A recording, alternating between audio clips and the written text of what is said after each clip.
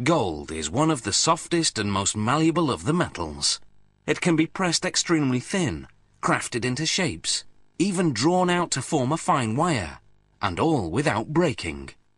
Gold isn't affected by water or oxygen, as many metals are, so it doesn't rust or tarnish either.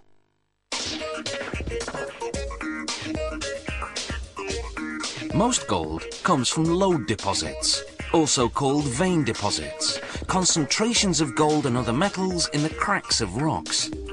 Lode deposits require hard rock mining, the process of removing gold-bearing rock, called ore, by drilling and blasting.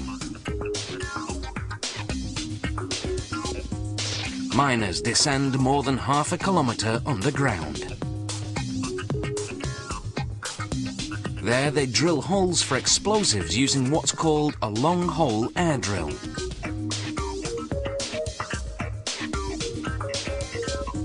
They drill in a specific pattern, set out in a plan prepared by the mine's engineers.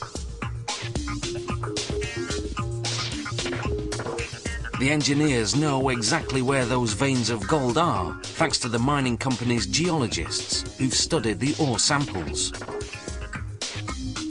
The company collects these samples by drilling deep into the rock at 15-metre intervals. These diamond drill cores, as they're called, are up to 100 metres long and measure 3.5 centimetres in diameter. Gold in its natural state isn't pure. It's usually intertwined with silver or other metals.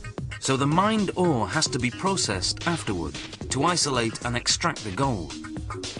A metric ton of ore yields only about 6.5 grams of gold. After blasting the rock apart with explosives, miners use what's called a muck machine to transfer the ore to cars headed to the main shaft and then above ground to the mill. There, a crusher reduces the large chunks into smaller rocks the size of gravel. A mill then pulverizes them to the texture of beach sand. The factory adds a water and cyanide solution. Then another mill grinds it further into a mud-like pulp. This pulp flows into large settling tanks. The wet solids, being heavier, sink to the bottom. The water at the top drains to another area. Workers transfer the wet solids to an agitation tank and blow in air. The oxygen sets off a chemical reaction between the cyanide and the gold trapped in the ore, triggering the gold to dissolve and leach into the surrounding water. Drum filters then separate the water from the solids. This water now joins the water that was separated earlier. Zinc powder is added to solidify the dissolved gold. To smelt into bars, a chemical cocktail needs to be prepared. Manganese dioxide, fluoride, silica flour, borax, and sodium nitrate.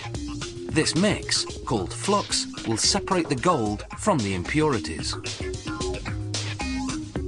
It's poured into the smelter, whose temperature is at 1,600 degrees Celsius.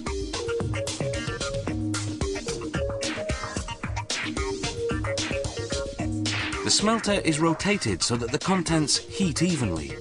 Over 2.5 hours, the heavier gold eventually sinks to the bottom, while the impurities, called slag, float to the surface.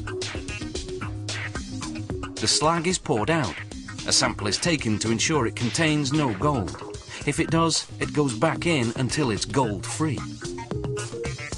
By now, the gold has cooled slightly, so they reheat to 1,600 degrees Celsius, then cast it into bar-shaped molds.